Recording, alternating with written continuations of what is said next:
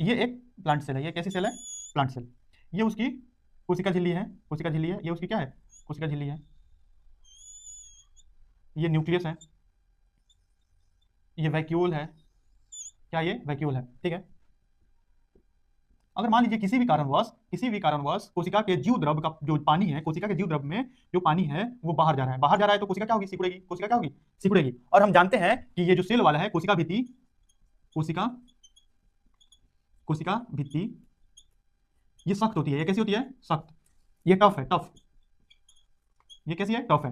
तो ये तो कुछ कर नहीं सकती, यानी कि ये ना तो सिकुड़ सकती है ना फैल सकती है, ये एकदम टफ है। क्यों? क्योंकि ये किसकी बनी होती है? सेलुलोज की, कैल्शियम पेक्टेट की, इन सभी चीजों की बनी हुई होती है। तो ये अपने जगह स्थिर रहेगी, ये अपने जगह कैसी रहेगी? स्थिर रहेगी। लेकिन अगर कोशिका में से पानी हम निकाल रहे हैं, कोशिका सिकुड़ेगी। तो सिकुड़ेगी, कौन सा लेयर सिकुड़ेगा? कौन सा लेयर सिकुड़ेगा? Plasma membrane. कौन सा लेयर सिकुड़ेगा? Plasma membrane. और ये है कोशिका झिल्ली, कोशिका झिल्ली, कोशिका झिल्ली, कोशिका झिल्ली। और इसमें से पानी बाहर आ रहा है, इसमें से क्या हो रहा है? पानी बाहर आ सकता है।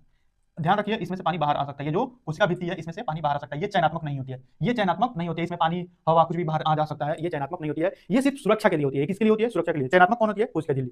तो पानी बाहर आ रहा है यानी कि क्या हो रहा है? पानी बाहर आ रहा है, पानी बाहर, किसी भी कारण से, कारण कोई भी हो, कारण हमने तीनों कारण पढ़ लिया है, हाइपोटोनिक, आइसोटोनिक, हाइपरटोनिक। किसमें पानी बाहर आएगा? हाइपरटोनिक में। हाइपरटोनिक में क्या होगा? पानी बाहर आ जाएगा।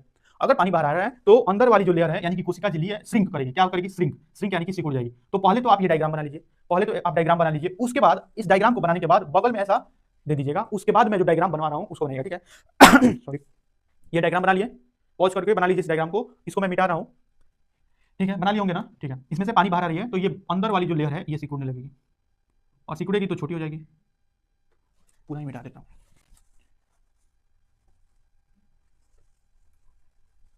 देखिए। क्योंकि कोशिका भित्ति यानी कि सेल वॉल कहीं नहीं जाएगी। क्यों नहीं जाएगी? क्योंकि ये टफ होती है। क्यों? क्योंकि ये टफ होती है। टफ क्यों होती है? क्योंकि ये सेलुलोज की बनी हुई होती है, और सेलुलोज एक कॉम्प्लेक्स कंपाउंड है। तो होगा ये कि ये सिकुड़ जाएगी कोशिका, अंदर वाली जो कोशिका है वो सिकुड़ जाएगी। ये लीजिए, सिकुड़ गई। ये रहा न्यूक्लियस। वैक्यूल तो गायब ही हो जाएगा, वैक्यूल गायब ही हो जाएगा। और इसी स्थिति को बोलते हैं प्लाज्मोलाइसिस, जीव द्रव्य का कुंचन, जीव द्रव्य का कुंचन।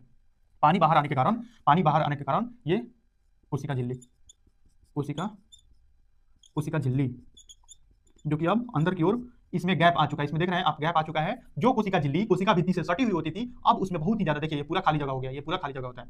और जीव द्रव्य कुंचन बहुत अत्यधिक लंबे समय तक हो, अगर ये लंबे समय तक हो, लंबे लंबे समय तक हो, तो कोशिका मृत हो जाती है। कोशिका क्या हो जाती है? मृत। मृत यानी कि मर जाती है। कोशिका मृत हो जाती है, मृत हो जाती